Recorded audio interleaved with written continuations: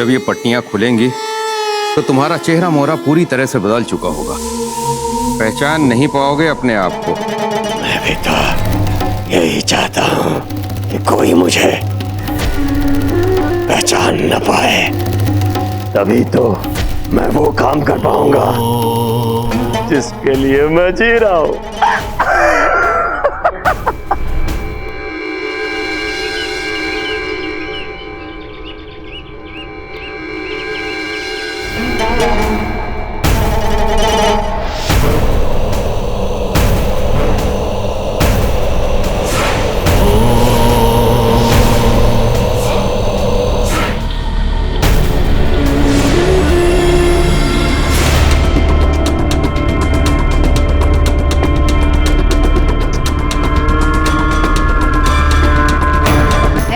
करोगी मेवाड़नाथ के राज सिंहासन को। ऐसे सिंहासन पर बैठेगा हमारा पुत्र प्रताप। पाया,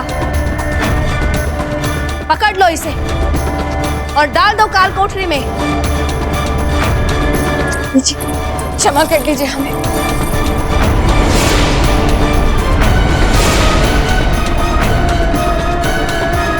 हमसे भूल हो गई। अब से हम सिंहासन ठीक से साफ करेंगे। क्षमा कर दीजिए हमें जीजा, क्षमा कर दीजिए। ले जाओ इसे। क्षमा कर दीजिए महारानी जी, हमसे दोबारा ऐसी गलती नहीं होगी।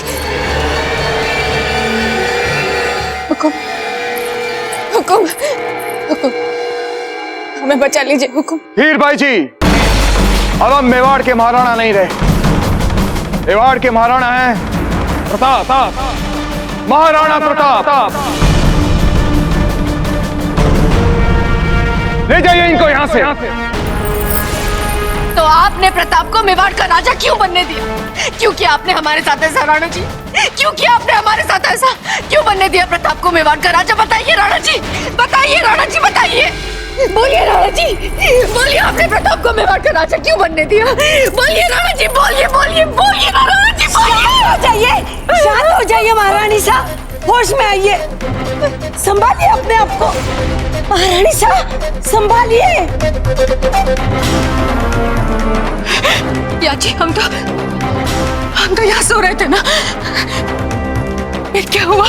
महारानी साहब शांत हो जाइए, शांत हो जाइए आप। महारानी साहब, लगता है आपने फिर से कोई डरावना सपना देखा है। अब शांत हो जाइए महारानी साहब, होश में आइए, संभालिए अपने आप को।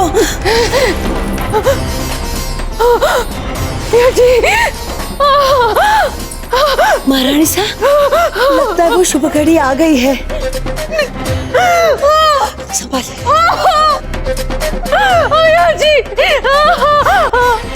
धीर भाई साहब की प्रसव पीड़ा आरंभ हो गई है। अब वो खुशी के पल आने ही वाले हैं। धीर भाई साहब की सच? हाँ रानी साहब। अरे वाह, ये लो, कितना अच्छा समाचार दिया है तुमने हमें। और जाओ जल्दी तुरंत नारा जी को शुभ समाचार दो।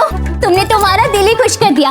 और सुनो, नए राजकुमार के आगमन की खुशी में इस राजमहल को नई नवीली दुल्हन की तरह सजाओ। हम बहुत खुश हैं।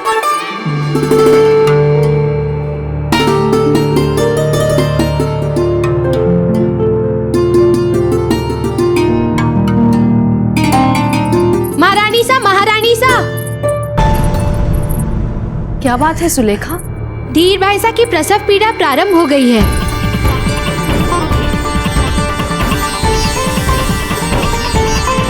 ये लो। इसका मतलब ये हुआ ना रानी माँ कि हमारा छोटा भाई अभी किसी भी समय जन्म ले सकता है। हाँ कुंवर प्रताप, अब वो शुभ घड़ी आने ही वाली है। हम अभी छोटी माँ को देख कर आते हैं। प्रताप, आपका तिलक।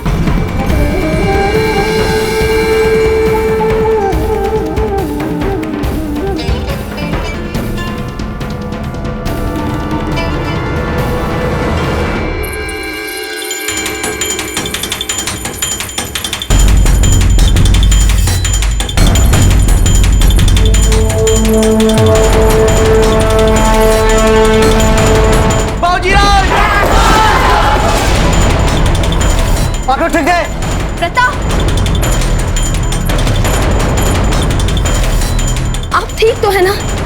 चोट तो नहीं लगी? हम बिल्कुल ठीक है रानी माँ, हमें कुछ नहीं हुआ है। हम बस छोटी माँ को मिलकर आते हैं। आप सब भी अपना काम करते रहिए। चलते रानी माँ। महारानी साहब, जैसे ही रानी धीरबाई के होने वाले बच्चे का समाचार बाबूजी राज को मिला है, वैसे ही उनके साथ ये अपशकुन हुआ है। एक दिन जी पूरा न करे महारानी साहब। श्री कृष्णम शरणम मम, श्री कृष्णम शरणम मम, श्री कृष्णम शरणम मम। एकलिंगाय नमः स्वाहा। ओम एकलिंगाय नमः स्वाहा। पंडित जी, इस हवन के बाद तो हमारे होने वाले पुत्र पर इस तिथि का दुष्प्रभाव नहीं पड़ेगा ना? राणा जी, वैसे आज का षष्ठी वाला ये दिन नवजात के लिए तो अशुभ ही है, किंतु मुझे पूरी आशा है कि इस यज्ञ में आपके द्वारा दी जाने वाली ये अंतिम आहुति इसके सारे दुष्प्रभावों को रोक लेगी। यज्ञ में अंतिम आहुति दे राणा जी। जी पंडित जी।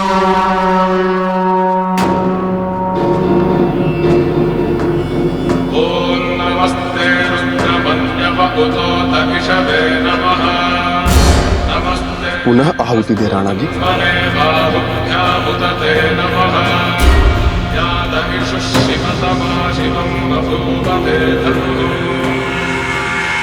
अविश्वसनीय।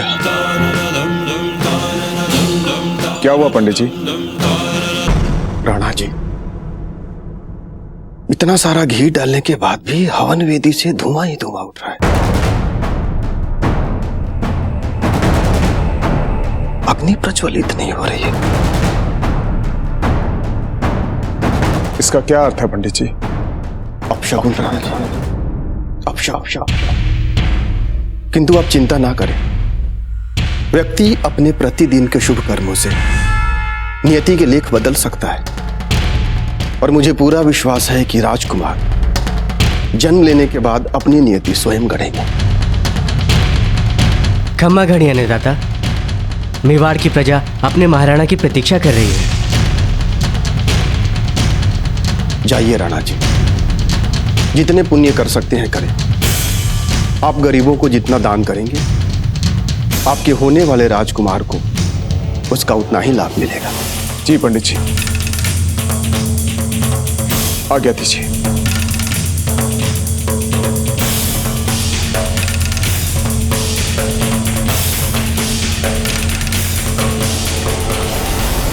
छोटी माँ, हमारा छोटा भाई कब जन्म लेगा?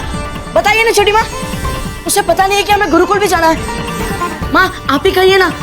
प्रताप, आपके छोटे भाई उसी समय जन्म लेंगे जिस समय उन्हें जन्म लेना होगा। अब आप गुरुकुल जाइए, आपको देर हो रही। पर रानी माँ, यदि उन्हें जन्म लेते ही हमारी आवश्यकता पड़ गई तो हमें ऐसे समय उनके साथ रहना चाहिए ना। आपके छोटे भाई की हर आवश्यकता पूरी करने के लिए हम सब हैं यहाँ। अब आप समय पर गुरुकुल जाकर आपके छोटे भाई के लिए आदर्श प्रस्तुत करें। जाइए। पर जैसे ही हमारा छोटा भाई जन्म ले, आप ये शुभ समाचार हमारे गुरुकुल भिजवा दीजिएगा। अवश्य, हम अवश्य ऐसा करेंगे। अब जाइए। जल्दी आइए हमारे छोटे भाई, हमें आपसे ढेर सारी बातें करनी है। चलते हैं रानी माँ। महारानी साहब, आपको धीरबाई जी बुला रही है।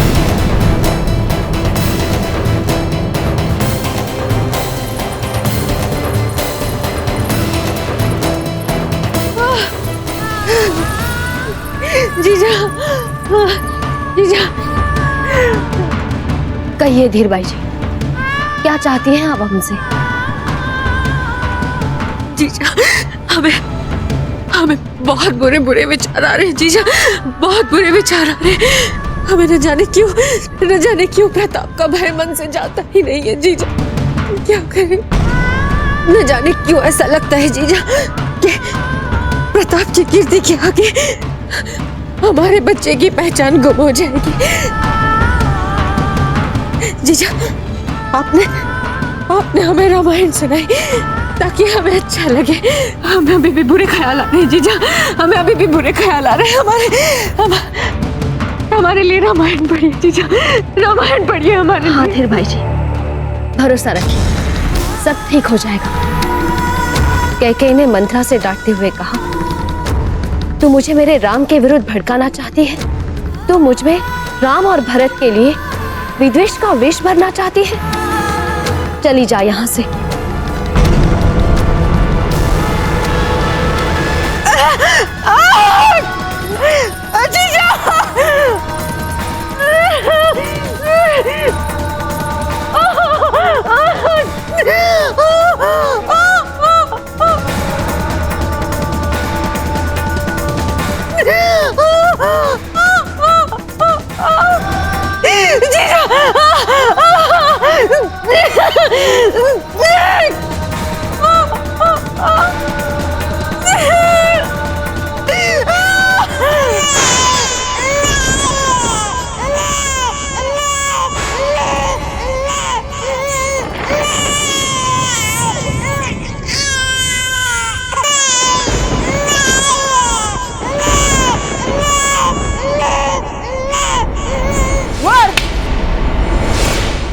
रुकिए।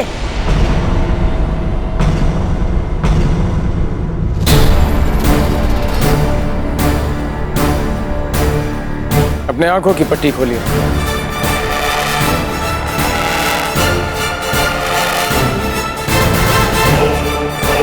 बताइए। क्षमा कीजिए गुरुवर, वो अचानक से हमारे कानों में हमारे नवजात छोटे भाई के रोने के स्वर गूंज रहे थे। आपको अभ्यास करते कई माह हो चुके हैं, किंतु आज भी अपनी भावनाओं के कारण अपने ध्यान भंग होने की समस्याओं पर नियंत्रण करना नहीं सीख पाए हैं आप अपनी असफलताओं से उभरना चाहते हैं भी या नहीं? अब आगे से ऐसा नहीं होगा गुरुवर, हमें क्षमा कर दीजिए।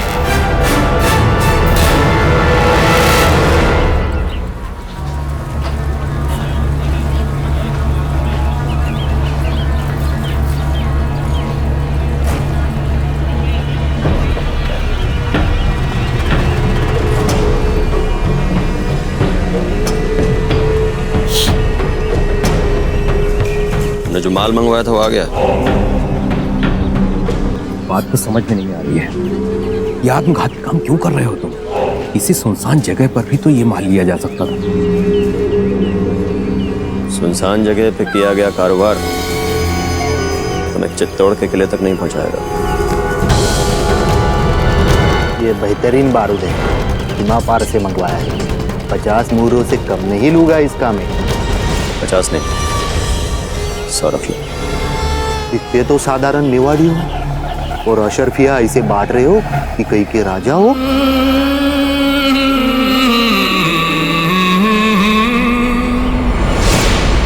ये क्या किया? हट! पता किसका है माल? मैंने सच बता वरना हम खाल खींच लेंगे। पकड़ो इसे। माफ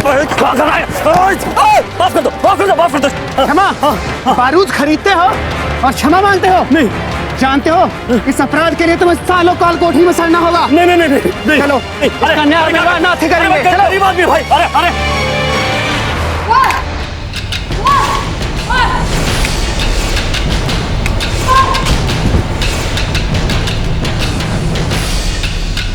अरे वेणुदास उठिए। शांतनु, आज की अंक तालिका क्या कहती है? गुरुदेव, शक्ति के अंक उसे अंतिम परीक्षा के योग्य बना चुके हैं।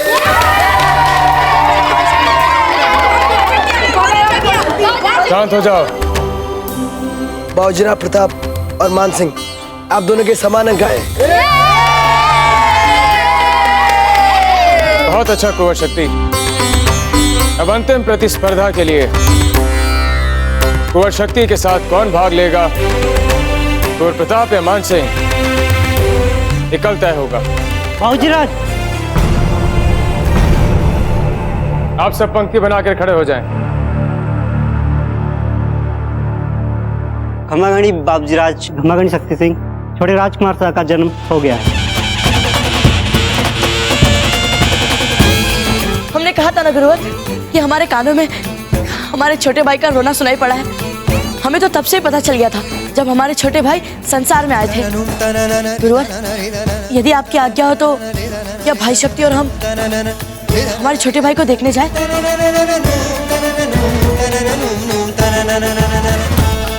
अब जा सकते हैं। धन्यवाद गुरुवर। चलिए माँ शक्ति।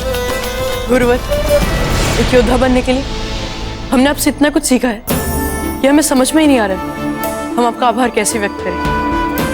बहुत बहुत धन्यवाद गुरुवर।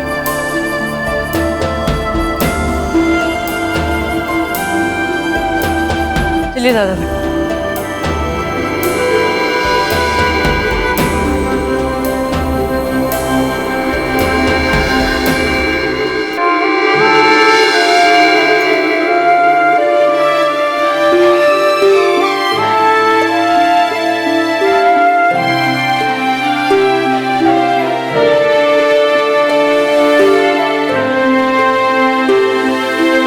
धीर भाई जी, इतना अनमोल उपहार देने के लिए आपका बहुत बहुत धन्यवाद।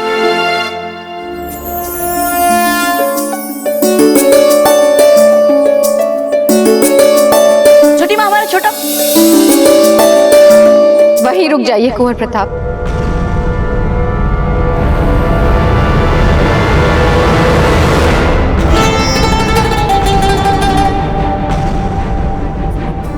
जब आपकी छोटी माँ को सबसे ज्यादा आवश्यकता थी आपकी, तो आप कहाँ थे?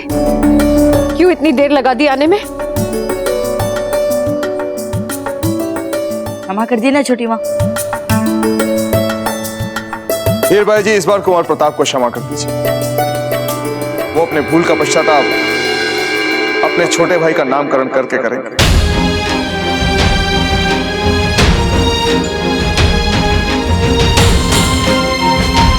सच में छोटी माँ?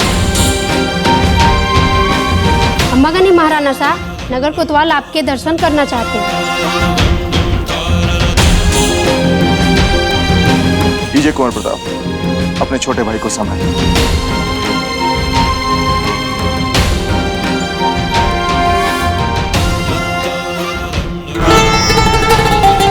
हम आपका इतना सुंदर नाम रखेंगे, इतना सुंदर नाम रखेंगे कि सारा संसार आपको हमेशा याद रखेगा हमारे छोटे भाई।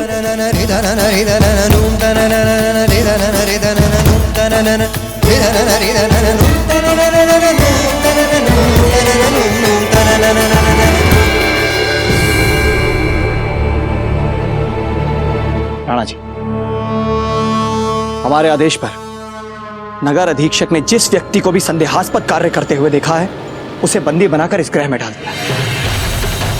हमें लगता है कि इन सभी व्यक्तियों के लिए एक कठोर दंड निर्धारित किया जाए, ताकि हम बाबूजी राज प्रताप पर हुए इस प्राणघाती आक्रमण के षड्यंत्र का पता लगा सकें। रावत जी, अगर इनमें से किसी का भी हमारे शत्रुओं से कोई नाता नहीं निकला तो? आपका कहना उचित है राणा जी, किंतु इन सभी व्यक्तियों ने कार्य तो दंडनीय किया ही है। चलिए।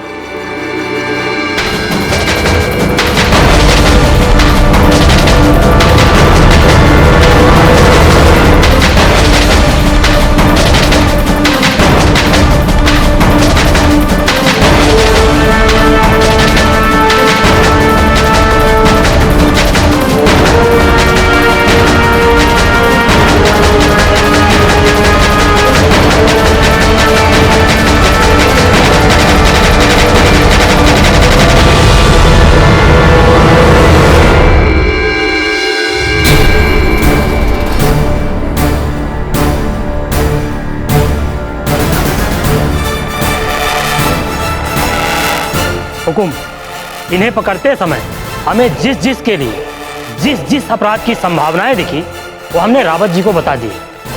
हुकुम, आप इन्हें जो दंड देना चाहें हमें आदेश दें।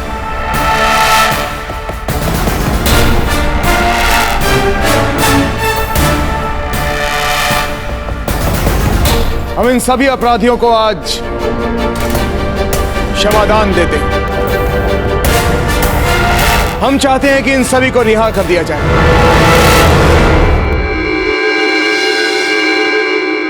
राणा जी क्षमा कीजिए, किंतु इनमें से कुछ का अपराध बहुत गंभीर है। रावत जी, क्षमा हर घृणा को, हर क्रोध को, हर कुंठा को भलाई के रास्ते पर ला सकते। आज हमारे पुत्र का जन्म हुआ और हम अपनी ओर से और अपने नवजात पुत्र की ओर से क्षमादान की पहल करते हुए आप सभी से अपेक्षा करते हैं कि आप अपना नया जीवन शुरू करें। वो जीवन जिसमें अपराध नहीं बल्कि क्षमा, प्यार और हमारे बेटे के लिए आशीर्वाद।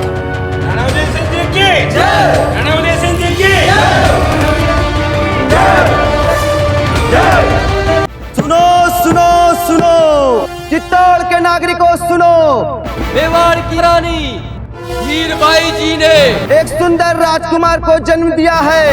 सुनो सुनो सुनो, जिसके शुभ अवसर पर उदय सिंह जी ने सभी प्रजाजनों को कल अर्थात राजकुमार जी के जन्म के 11वें दिन नामांकन समारोह में सभी को आपने राजमहल में सादर आमंत्रित किया है। सुनो सुनो सुनो, चित्तौड़ के नगर वासियों सुनो, सुनो सुनो सुनो। देखो, अब फिर से ये मत बोल देना कि तुम वापस महल के अंदर जाकर गिरफ्तार होने वाले हो। बिल्कुल नहीं। अच्छा एक बात बताओ, इतना बड़ा खतरा तुमने सिर्फ ये जानने के लिए उठाया था कि महाराणा उदय सिंह और उसके मंत्री तुम्हें पहचानते हैं या नहीं? बिल्कुल, ये जानना हमारे लिए बहुत जरूरी था, क्योंकि अब प्रताप को मारने के लिए हम उसके बहुत करीब जा सकते हैं। लेकिन अगर इस अपराध में पकड़े जाते तो वो लोग कम से कम 15 बरस के लिए तुम्हें कालकोठरी में डाल देते। क्या फर्क पड़ता है? प्रताप को मारना हमारी जिंदगी का मकसद है। 15 बरस क्या, सारी जिंदगी इंतजार करना पड़ा तो हम हंसते हंसते कर लेंगे।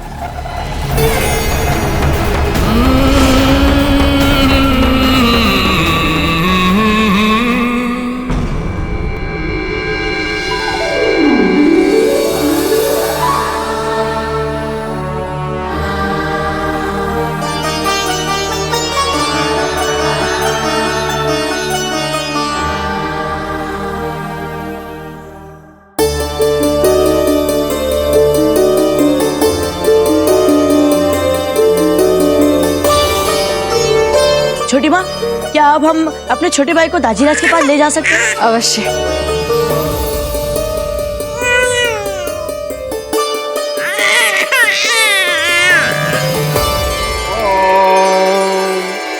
ओम एकलिंगाय नमः स्वाहा। ओम अग्निदेवाय नमः स्वाहा। ओम श्री परमात्मने नमः स्वाहा।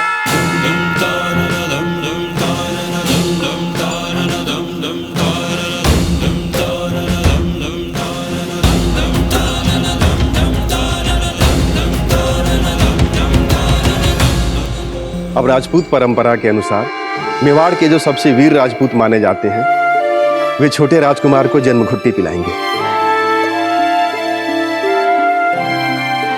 जी पंडित जी, रावत जी को बुलाया जाए। राणा जी, यदि आपकी आज्ञा हो तो हम चाहते हैं कि कुंवर प्रताप अपने छोटे भाई को जन्म घुट्टी पिलाए। परंतु बेना, कुंवर प्रताप तो अभी बालक है, वे घुट्टी कैसे पिला सकते हैं? तो क्या हुआ? कुंवर प्रताप ने राणा जी को युद्ध में विजय दिलवाने के लिए महत्वपूर्ण योगदान दिया है। उनसे अधिक साहस्य कौन हो सकता है?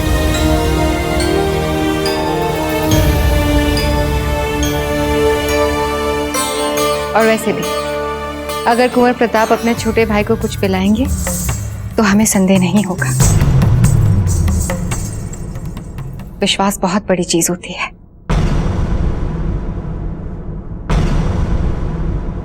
इस सम्मान के लिए बहुत धन्यवाद छोटी माँ।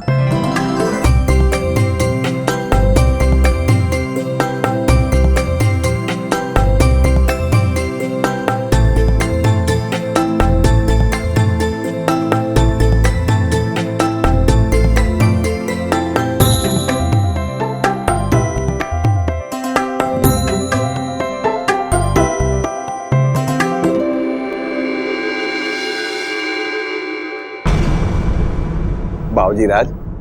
अब आप छोटे राजकुमार के कान में उनका नाम बोलेंगे।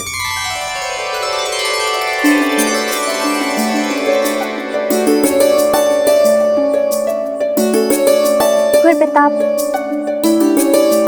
थोड़ा जल्दी कीजिए ना, यहाँ बड़ी गर्मी है, हम तो पिघल ही जाएंगे।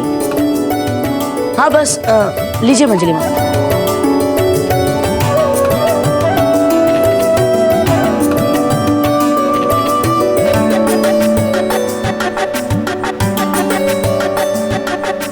कुंवर प्रताप, क्या नाम रखा अपने छोटे भाई का?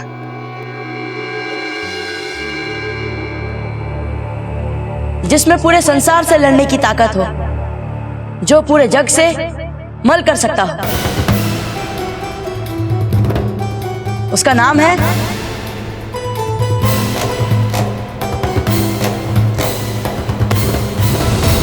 जगमाल।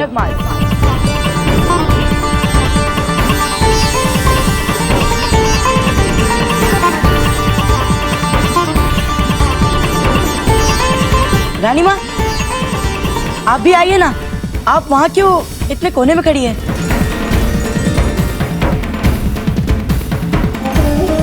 कुंवर प्रताप, यहाँ पर बहुत गर्मी है और वहाँ हवन के पास तो और भी होगी। हम यहीं ठीक है।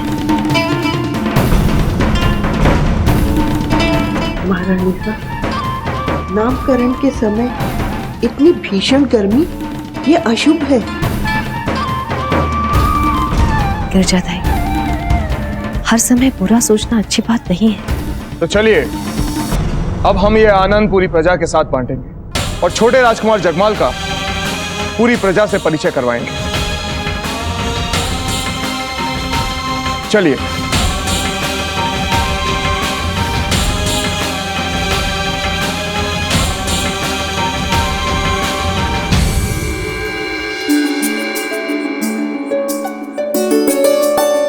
महाराणा उदय सिंह जी की जय। महाराणा उदय सिंह जी की जय। महाराणा उदय सिंह जी की जय।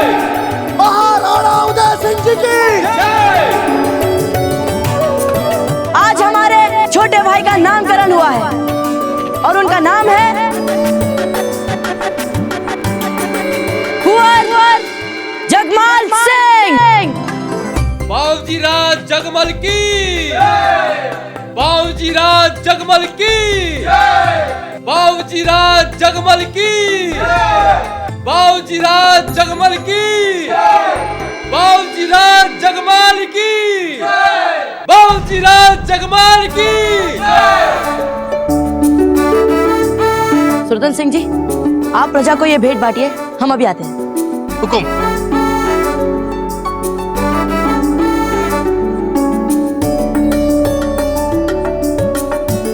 ये क्या है प्रथा? छोटी माँ, ये हमारी ओर से हमारे छोटे भाई के लिए भेंट। याद रखिएगा कि जब भी हमारा छोटा भाई किसी भी अस्त्र शस्त्र को थामे तो सबसे पहले वो इस खंजरी को ले। बहुत सुंदर है ये खंजर, बस थोड़ा बड़ा हो जाने दो इसे। जगमाल को आपकी ये भेंट बहुत अच्छी लगेगी, पर सच कहे तो कुंवर प्रताप, आपके छोटे भाई के लिए आपकी सबसे बड़ी भेंट तो तब होगी जब आप अभ्यास के अंतिम चक्र तक पहुंच जाएंगे, ताकि सर्वश्रेष्ठ विद्यार्थी के लिए आपका मुकाबला सीधे कुंवर शक्ति के साथ हो। तो फिर आप तक भी ये समाचार पहुंच गया छोटी माँ? क्यों नहीं, अपने सबसे प्रिय पुत्र की सारी जानकारियां तो रखेंगे ना हम। हमारा पूरा प्रयास होगा कि हम अंतिम चक्र तक पहुंच जाए।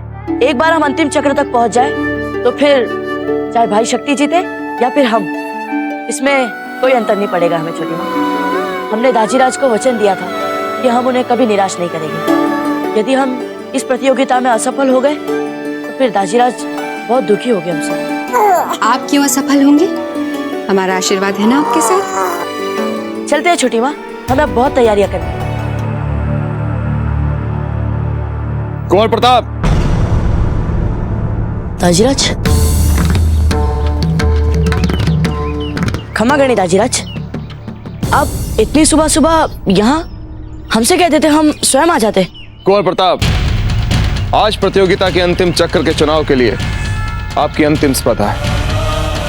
हुक्म। जब हम छोटे थे कुंवर प्रताप, तब आपकी दादी रानी ने हमें यह रत्न आशीर्वाद स्वरूप दिया था और कहा था कि यह बहुत भाग्यशाली है, और यह भी कहा था कि इस रत्न को धारण करने वाले को एकलिंग जी का आशीर्वाद भाग्य की तरह साथ देगा। कुंवर प्रताप, हम चाहते हैं कि आप ये रत्न धारण करें ताकि एकलिंग जी का आशीर्वाद सदैव आपके साथ रहे और आपका कल्याण करे। लीजिए कुंवर प्रताप। धन्यवाद अजराज।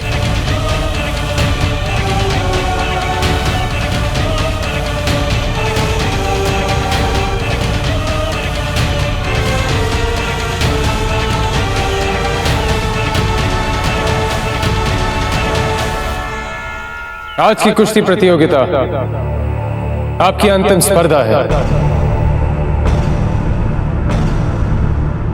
इसके परिणाम से यह तय होगा कि गुरुकुल में सर्वश्रेष्ठ विद्यार्थी के सम्मान के लिए कुंवर शक्ति के साथ कौन मुकाबला करेगा। हम ये भी कहना चाहते हैं कि इस प्रतियोगिता का परिणाम चाहे जो भी हो, अब तक गुरुकुल में आपको जो भी शिक्षा मिली है उसमें आप दोनों का उत्कृष्ट प्रदर्शन रहा है। अर्थात इस प्रतियोगिता की सफलता विजेता के लिए मात्र एक उपलब्धि होगी।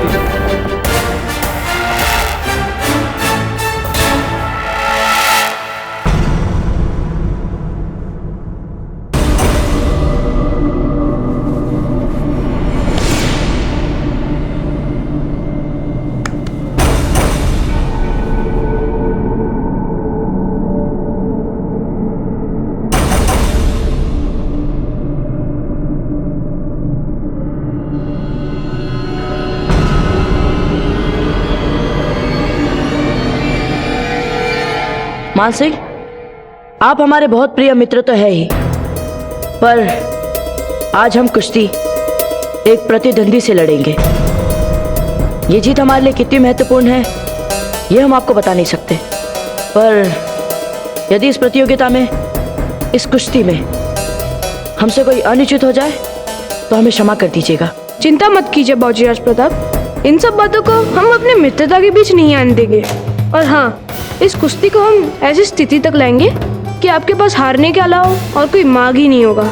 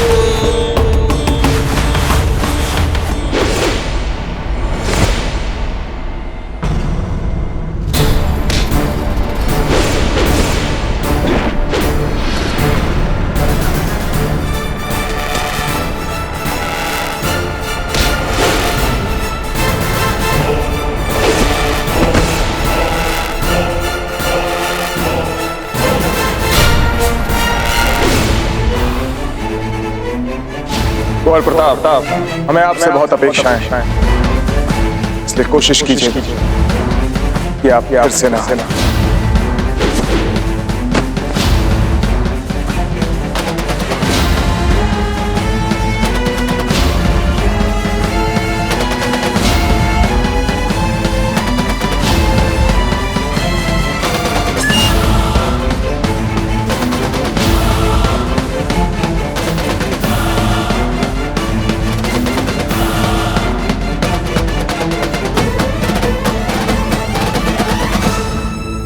आज की कुश्ती में बाबूजी राज प्रताप को विजेता घोषित किया जाता है।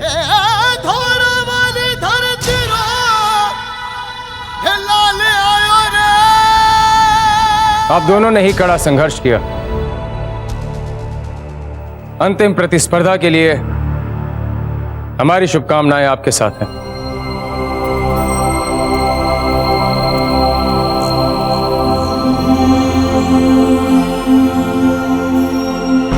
दादा भाई,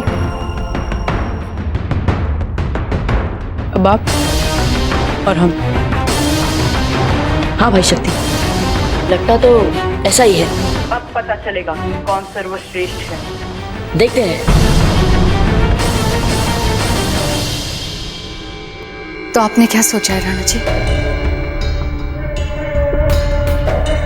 हम जानते हैं धीर भाई जी कि कुंवर प्रताप मेवाड़ के श्रेष्ठ राजा बन सकते हैं। और कुंवर शक्ति, उनका क्या राणा जी? ये पक्षपात आप सज्जा जीजा को कैसे समझाएंगे? कैसे कहेंगे उनसे कि उनका पुत्र जो इतना योग्य है, इतना समर्थ है, आपकी आंखों में मेवाड़ नरेश का उत्तराधिकारी बनने की उपयुक्त नहीं है? तो आप क्या चाहती हैं धीर भाई जी?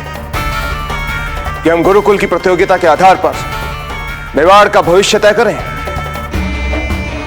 राणा जी, आपका निर्णय हमारे लिए सर्वमान्य है, पर हम नहीं चाहते कि कोई आपकी निष्ठा या आपके कर्तव्य पे प्रश्न चिन्ह लगाए। इसलिए निर्णय लेने से पहले एक बार सज्जा जीजा की राय जरूर लीजिएगा।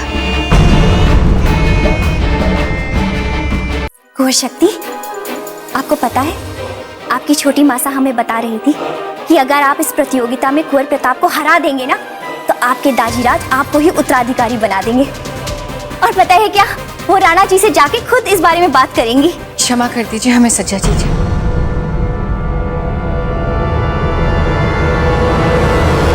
हम ही मूर्ख थे जो हमने आपके मन में कुंवर शक्ति के लिए सपने सजाए।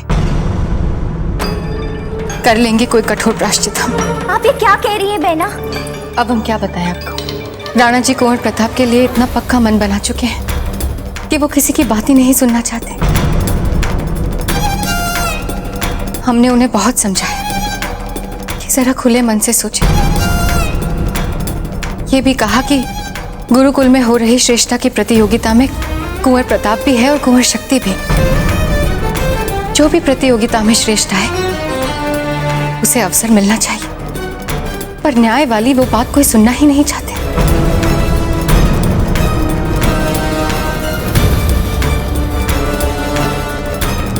कुंवर जी,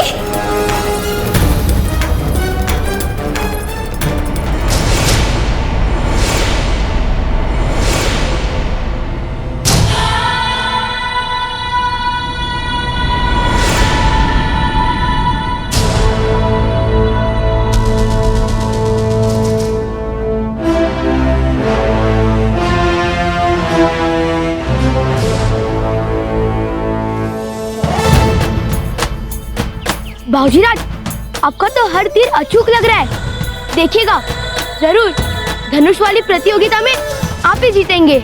सोम, हमें दीवार पर भी निशाने वाली तख्ती लगाकर तीर चलाने दो। आपको पता नहीं है सोम, कितना बोझ होता है हमारे सर पर जब हम आपके सर के ऊपर निशाना लगाते हैं। पर बाबूजीराज, इसीलिए तो आपका हर तीर सीधे निशाने के बीचों बीच लगता है। और इतना तो हम भी जानते हैं बाबूजीराज कि चाहे कुछ हो जाए, आप हमें कभी भी चोट नहीं पहुंचा सकते। और यही दबाव तो आपसे सदैव अचूक निशाना लगवाता है। अच्छा सोम, जैसा आप चाहेंगे वैसा हम करेंगे। भला आपसे बहस में कोई जीत सकता है क्या?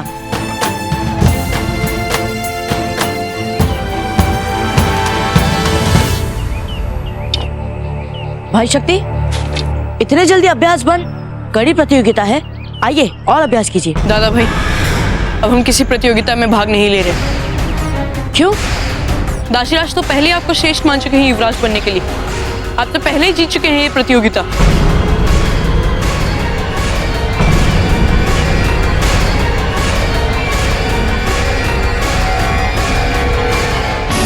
और राणा जी, जैसे ही एक बार हमने सारे साक्ष्य एकत्रित किए, तो ये बात हमारे सामने एकदम स्पष्ट हो गई।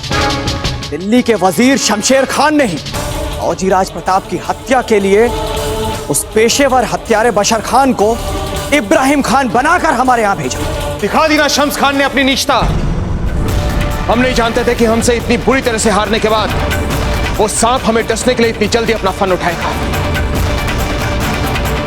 हमारा सैन्य बल इतना सक्षम नहीं है कि हम दिल्ली पर आक्रमण कर सकें, नहीं तो हम उस सांप को फन उठाने से पहले ही कुचल डालते। नहीं राणा जी, अब दिल्ली जाने की आवश्यकता नहीं है, क्योंकि वो शम्स खान दिल्ली में है ही नहीं। तो कहाँ है वो? शम्स खान इस समय मेवाड़ में ही रहकर अपने अगले वार की योजना बना रहा है।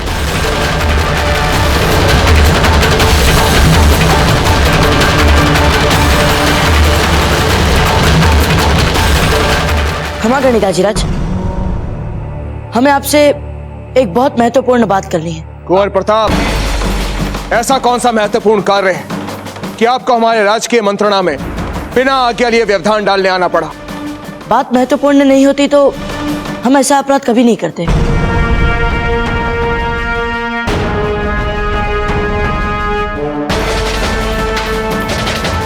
बोलिए, क्या कहना चाहते हैं आप? दाजीराज, आपने हमें ही अपना उत्तराधिकारी बनाने का मन क्यों बनाया? भाई शक्ति को क्यों नहीं? कुंवर प्रताप, क्या आपको कुंवर शक्ति ने सब कुछ बोलने के लिए भेजा है? अगर कुंवर शक्ति को इस निर्णय से समस्या है तो हमसे सीधे बात कर सकते हैं। आपको उनका हित रक्षक बनने की कोई आवश्यकता नहीं। कुंवर शक्ति से कहिए कि हम उनसे तुरंत मिलना चाहते हैं, अभी। खम्मा घनी बाबूजीराज, मेवाड़नाथ जी ने स्वयं याद किया है आपको। कह दो दिया नहीं मिलना है हमें उनसे, जाकर बोल दीजिए उन्हें। जी बाबूजीराज।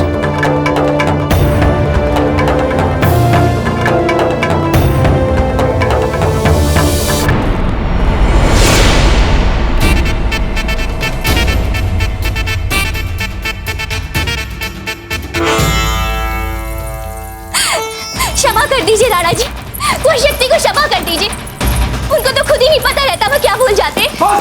चुप हो जाइए, कुछ नहीं सुना हमें। राणा जी क्षमा कर दीजिए। कुंवर शक्ति, आपने दुस्साहस कैसे किया हमारी आज्ञा न मानने का? एक बार आपको दाजीराज का सम्मान नहीं मिला तो इतना बुरा लग गया आपको?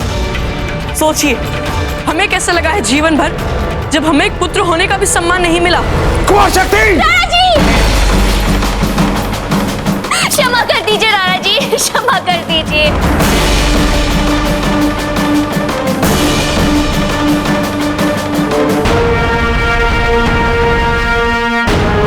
बोलिए कुंवर शक्ति, क्या कहना चाहते हैं आप?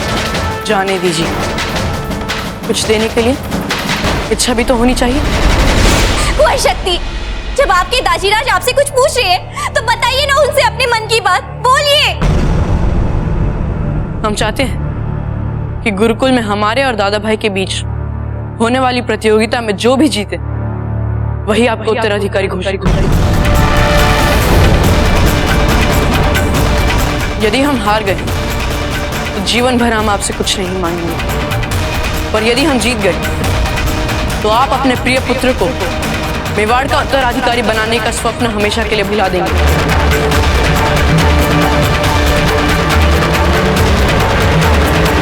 दे सकते हैं आप ये वचन? ठीक है कुंवर शक्ति, तो फिर ये तय रहा, जो भी ये प्रतियोगिता जीतेगा मेवाड़ का उत्तराधिकारी बना दिया जाएगा उसे। राणा जी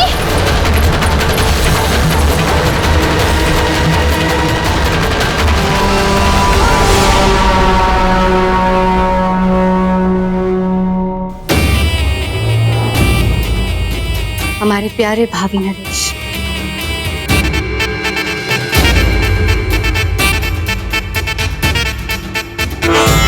वो समय आ गया है जब इस राज्य के भविष्य को बदलने में आप अपनी अहम भूमिका निभाएंगे। आपको हमारी सहायता करनी है ताकि प्रताप प्रतिस्पर्धा में हार जाए, समझे?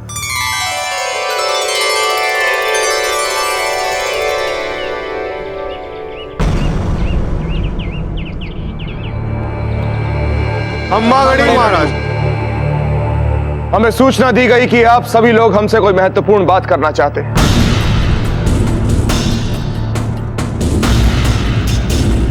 रावत जी, बोलिए आप सबकी क्या समस्या है?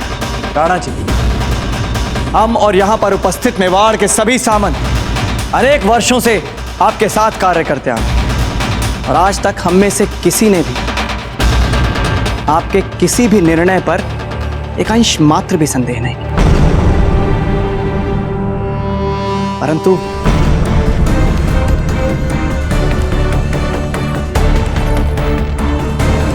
परंतु क्या रावत जी? राणा जी, हमारे किसी भी शब्द को आप अन्यथा ना लें और यदि जाने अनजाने में हमसे कोई चूक हो जाए कृपया हमें क्षमा कर दें। आपने जिस तरह से अचानक बावजी राज प्रताप के संभावित उत्तराधिकारी ना होने का निर्णय लिया है, इस निर्णय ने मेवाड़ की समस्त प्रजा के साथ साथ न सिर्फ हमारा ही बल्कि यहां पर उपस्थित सभी सामंतों का मेवाड़ के भविष्य को लेकर जो एक विश्वास था, उस विश्वास को कहीं ना कहीं डगमगा दिया। युवराज शक्ति के लिए हमारे हृदय में प्रेम है, बल्कि हो सकता है कि वे भी कभी बावजी राज प्रताप से बढ़कर योग्य कार्य करके दिखाएं मेवाड़ की प्रगति के लिए। परंतु जहां तक आपके भावी उत्तराधिकारी का प्रश्न है राणा, तो मेवाड़ की समस्त प्रजा के साथ साथ हमारी दृष्टि में भी केवल बावजी राज प्रताप में ही मेवाड़ का भावी नरेश दिखता। राणा जी, बावजी राज प्रताप ने यह विश्वास अपनी छोटी सी आयु में मातृभूमि के सम्मान और गौरव के लिए अफगानों के विरुद्ध युद्ध में असाधारण योग्यता और वीरता दिखाकर अर्जित किया।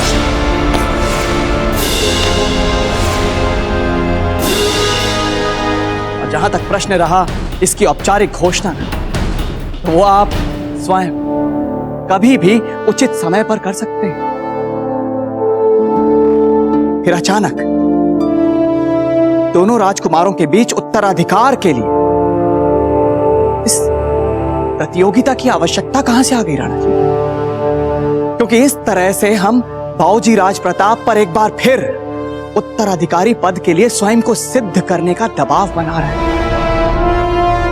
क्योंकि जो सिद्ध हो चुका है, जिस सत्य को सब जानते हैं, उसके लिए प्रतियोगिता की क्या आवश्यकता है राणा जी?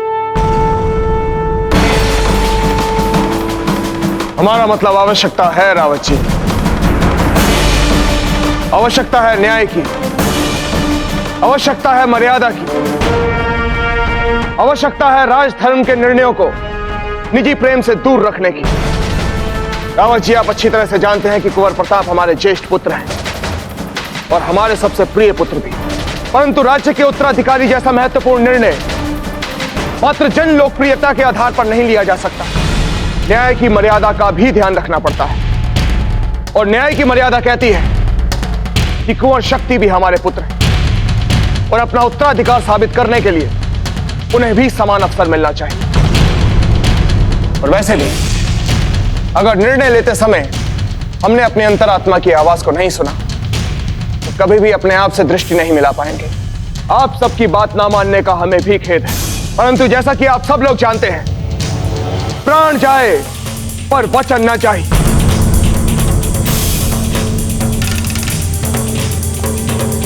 और यही हमारी परंपरा है।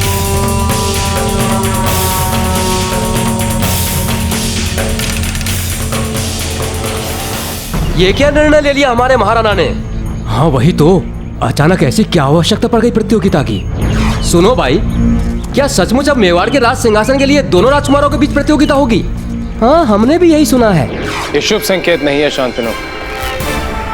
राजनीति को सदैव शिक्षा से दूर रखना चाहिए, नहीं तो वही होता है जैसा कि हो रहा है। जिस प्रकार कुंवर शक्ति और कुंवर प्रताप के बीच की प्रतिस्पर्धा ने शिक्षा जैसी पवित्र चीज को राजनीति का उपकरण मात्र बना दिया।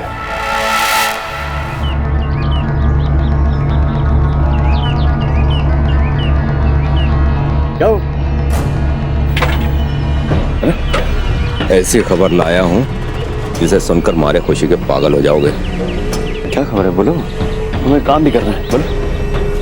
शक्ति और प्रताप दोनों के बीच कौन महाराणा उदय सिंह के राज सिंहासन का उत्तराधिकारी बनेगा, इसके लिए सरेआम एक प्रतियोगिता का आयोजन किया गया है। जो ये प्रतियोगिता जीतेगा, प्रजा के सामने उसे मेवाड़ के राज सिंहासन का उत्तराधिकारी नियुक्त किया जाएगा। और क्या बोले? और महाराणा उदय सिंह जी ने मेवाड़ की प्रजा को यह प्रतियोगिता देखने के लिए आमंत्रित किया है। बहुत खूब।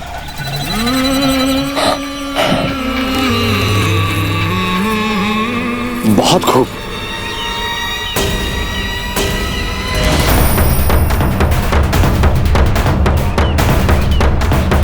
मेवाड़ की प्रजा को प्रतियोगिता देखने के लिए आमंत्रित किया है।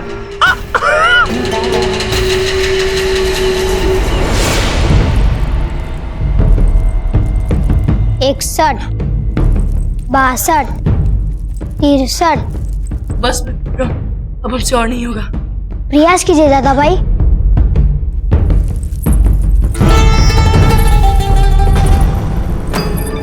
अम्मा बड़ी छोटी माँ सर। विजयी भव, यशस्वी भव, कीर्तिवान भव। इतना जल्दी थक गया, इतना जल्दी आपने अपने आप से हार मान ली। आपको अपने शरीर की एक एक नस, एक एक शिरा को इतना खींचना है, इतना निचोड़ना है कि जब आपका कुंवर प्रताप से सामना हो तो आपके शरीर का एक भी तंतु हार ना माने। कुंवर शक्ति, आप जानते हैं ना कि आपको कितना बड़ा अवसर मिला है। दोबारा ऐसा अवसर नहीं मिलेगा। यदि आप विजयी हो गए तो मेवाड़ नरेश बन जाएंगे। आपकी रानी मां महारानी सा बन जाएंगी। और यदि आप हार गए ना तो कुछ भी नहीं मिलेगा। कुंवर प्रताप को मेवाड़ की प्रजा के सामने, राणा जी के सामने हराने का यह अवसर आपको मिला है। मेवाड़ की राजगद्दी के लिए हम अपने प्रिय भाई शक्ति के साथ प्रतिस्पर्धा नहीं करना चाहते रानी माँ। प्रजा की सेवा के लिए भला राजगद्दी की क्या आवश्यकता है? हम तो उनके लिए वैसे भी वे जो चाहे कर सकते हैं। फिर दाजीराज ने ऐसा निर्णय क्यों लिया रानी माँ? कर देते भाई शक्ति को ही सीधे सीधे अपना उत्तराधिकारी घोषित। अपने भाई के प्रति स्नेह अच्छी बात है बेटा, लेकिन भावनाओं में बहकर राजधर्म को बुलाना कायरता का पहला पग बन जाता है। चाहे युद्ध हो, चाहे कोई प्रतियोगिता, राजपूत पीछे हटना नहीं जानता, राजपूत हारना नहीं जानता। फिर आप कैसे पीछे हटने जैसी बातें कर रहे हैं प्रताप? और एक बार अपने भाई के लिए प्रेम को अलग करके सोचें तो ये सच आप भी मन में जानते हैं कि शक्ति ऐसे राजा बन ही नहीं सकती जैसे मेवाड़ की प्रजा चाहती है।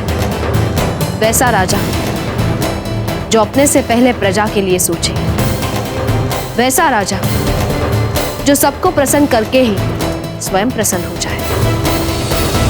और शक्ति वैसे है ही नहीं, ये बात जानते आप ही हैं।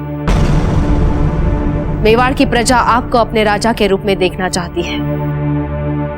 आप में वे मेवाड़ का उज्जवल भविष्य और दमकता गौरव देखती है। एक बार महल के बाहर निकलकर तो देखिए, कितना प्रेम करते हैं सब आपसे, कितना चाहते हैं, कितना मानते हैं वे आपको। इसलिए ये समय भावना में बहने का नहीं। आपके आचार्य गुरु राघवेंद्र जी ने जो आपको सिखाया है उसे याद करिए और प्रतियोगिता में शक्ति को हराकर अपने गुरु, अपने दाजीराज और मेवाड़ की प्रजा को प्रसन्न करें। इन्हीं के आशीर्वाद से आपको मेवाड़ का भविष्य लिखना है, नया इतिहास रचना है। और विश्वास कीजिए, आपके दाजीराज भी यही चाहते हैं। आने दो, जो वे चाहते हैं उन्हें चाहने दो। पर आपको और शक्ति, आप अपनी इच्छा शक्ति से वो कर दिखाइए जिसकी वे कल्पना भी नहीं कर सकते। बस एक बार अपनी आत्मा की सारी शक्ति लगाकर हरा दीजिए प्रताप को। फिर देखना सारा मेवाड़ प्रताप के बजाय आपकी जय जयकार कैसे करता है। और एक सच्चे राजपूत के लिए इससे बड़ी सम्मान की बात और क्या हो सकती है कि वो उसे हरा दे जिसे हर कोई अजय माने। बताइए कुंवर शक्ति, इससे बड़े सम्मान की और कोई बात हो सकती है? नहीं छोटी माँ, पर हमें आज तक लगता था कि आप दादा भाई को हमसे अधिक चाहती हैं। फिर अचानक आज हमसे आप ये सब क्यों कह रही हैं? प्रश्न चुभने वाला है पर सही पूछा, और ऐसा चुभता हुआ प्रश्न एक बुद्धिमान व्यक्ति ही कर सकता है। आप बुद्धिमान है कुंवर शक्ति, और इसीलिए हम आपके प्रश्न का उत्तर झूठ में नहीं देंगे। हाँ, कुंवर प्रताप के प्रेम में हम अंधे हो गए थे, इतने अंधे कि हमें कुछ नहीं दिखाई देता था। हमने देखा कि आप भी अपना विकास कर रहे हैं और कोई आपका बढ़ना नहीं देख रहा। पर एकलिंग जी की कृपा अंधों को भी दृष्टि दे देती है कुंवर शक्ति, हमें भी दी। और हमने देखा कि आप कुंवर प्रताप से किसी भी बात में कम नहीं है। आज इस महत्वपूर्ण प्रतियोगिता के पहले आकर आपका उत्साह बढ़ाकर हम आप पर कोई उपकार नहीं कर रहे हैं, बल्कि प्रायश्चित कर रहे हैं कुंवर शक्ति, आपको आपका हक न देने का प्रायश्चित। इसीलिए हम चाहते हैं कि आप जीत कर आए। यदि आप जीत गए तो हमें लगेगा कि हमारा प्रायश्चित पूरा हो गया। चिंता मत कीजिए छोटी मासा, हम आपको निराश नहीं करेंगे। हम हरा के दिखा देंगे दादा भाई को, और दाजीराज को भी दिखा देंगे कि आज तक उन्होंने एक गलत घोड़े पर विश्वास किया था। हम समझ गए रानी माँ, यदि भाई शक्ति को हराकर प्रतियोगिता जीतने में ही मातृभूमि का हित छुपा है, तो हम मातृभूमि के लिए, मेवाड़ की प्रजा के लिए, दाजीराज और आपके लिए, आपके आशीर्वाद से ये प्रतियोगिता हम अवश्य जीतेंगे रानी माँ। इसके लिए चाहे फिर हमें अपना मन क्यों ना मारना पड़े। विजयी भव।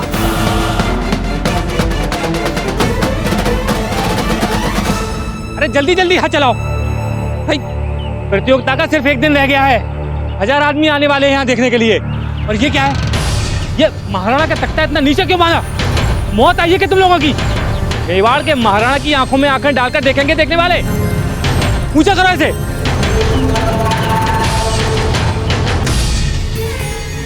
हुक्म, अगर आपकी इजाजत हो तो मैं और मेरा ये कारीगर, हम दोनों मिलके बना देंगे आपकी झंडा फहराने वाली मीनार। कौन हो तुम? हम तो गरीब मजदूर हैं हुक्म। रख लीजिए ध्यानचंद जी, ये आदमी बहुत मेहनती, बहुत ईमानदार हैं। ये हमारे साथ काफी दिनों से काम कर रहे हैं। अच्छा ठीक है। देखो, काम बहुत होशियारी से करना है, और काम करते समय मेवाड़ के ध्वज को बहुत सावधानी से रखना, क्योंकि यही ध्वज उठाकर जो भी राजकुमार जीतेंगे वो जनता में अपनी जीत का परचम देंगे। समझ गए? किसी भी तरह की कोई लापरवाही नहीं चलेगी। हुक्म, आपको शिकायत का मौका नहीं आने देंगे। चलो ठीक है, इनकी तलाशी लो और अंदर जाने दो।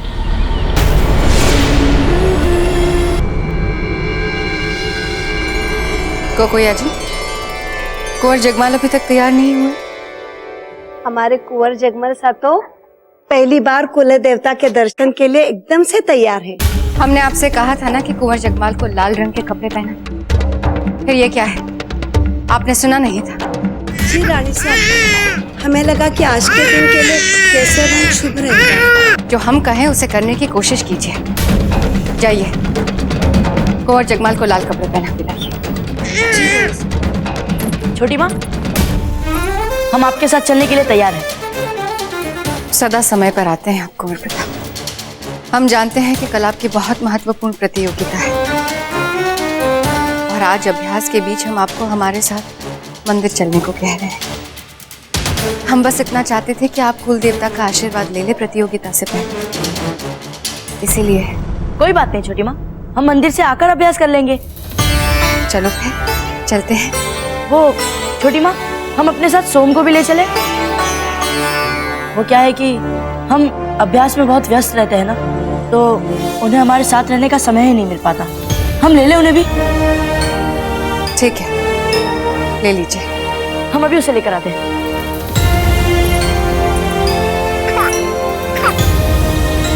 कितना सुंदर लग रहा है अब हमारा जगमाल, है ना? हाँ।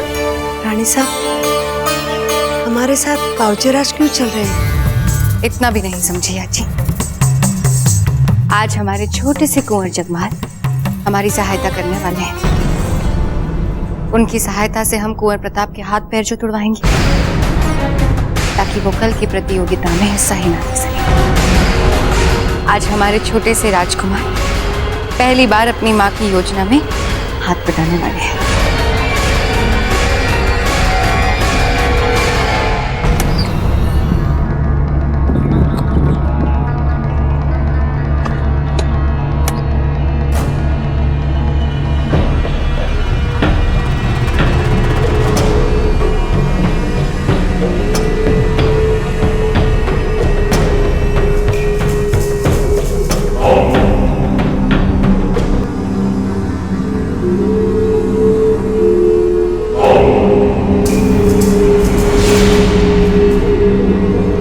मच्छी निकाल रहे हो? चला चला, हाँ चला। बस काम होने वाला है।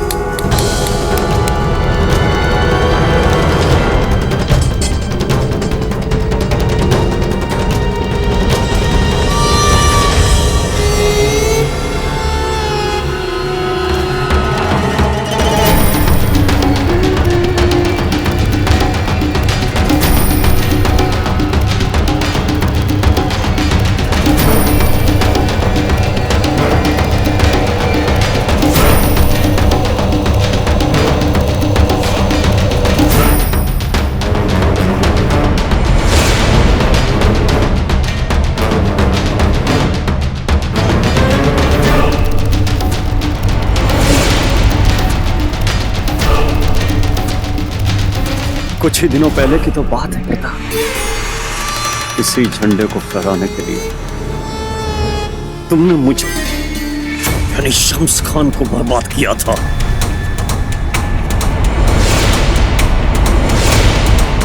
इस बात का मैंने पुख्ता इंतजाम कर दिया है। यही झंडा तुम्हें हमेशा हमेशा के लिए बर्बाद कर देगा।